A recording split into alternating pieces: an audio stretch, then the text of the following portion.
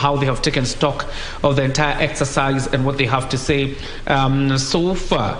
And that is quite important. Probably before I bring it back to you, Victor, just as there was quite an expectation burden on a few people, particularly in these major coalitions.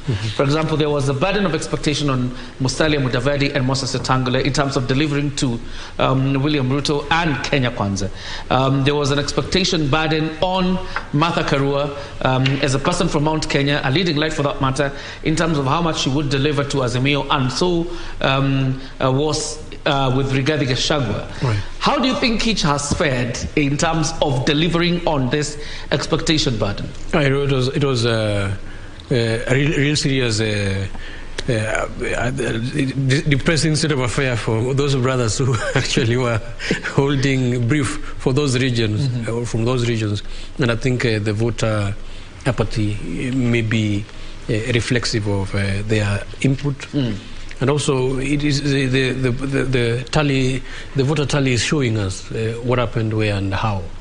And I can see where Western Kenya bloc is, and I don't know how those guys' positions are guaranteed, especially the 70% promises. And even Machakos, Mutuas, and because again, Kenya Kwanza type of coalition. Had various terms for them, and I think that may make some people rest uneasy.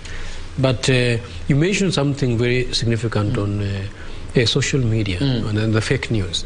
You know, in the last election in Britain, they managed to successfully prosecute Cambridge Analytica and the other influences, especially on Kenyan election, on fake news. And by the way, even this moment, this thing was very rampant.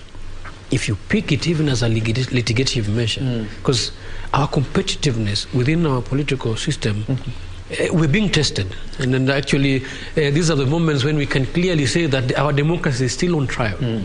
We had cases where our handles were regulated. Some you not...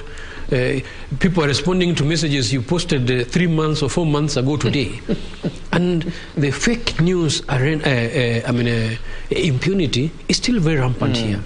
And again, we are also having candidates who are very ignorant of electoral offenses, because it's prosecutable to publish even your own voting, whatever, because there's a secret ballot. If you display that in the public, it's an electoral offense. Yes, it's which is punishable. And declaration of your own tally of your own results, because it has caused chaos before. So candidates need to be bequeathed to understand electoral laws. And this is why still I'm talking about the undoing of the electoral manager. Because rules should be out there, and the laws, they're not helping us when they're kept in the shelves. But people should be the laws themselves. They don't need to be polished. People should understand the objectives of the law. Because the moment you start, like now what is going on in Manyien, and another one is also being declared this other side, I know Victor will be so concerned. Right now he's wondering who is actually his governor, who really has won. And you know, that's a terrain where we have had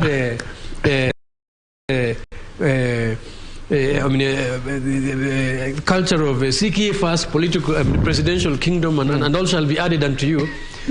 So people look for this kingdom with hope, and with all that they get, sometimes stones flies, and people can easily shed blood unnecessarily.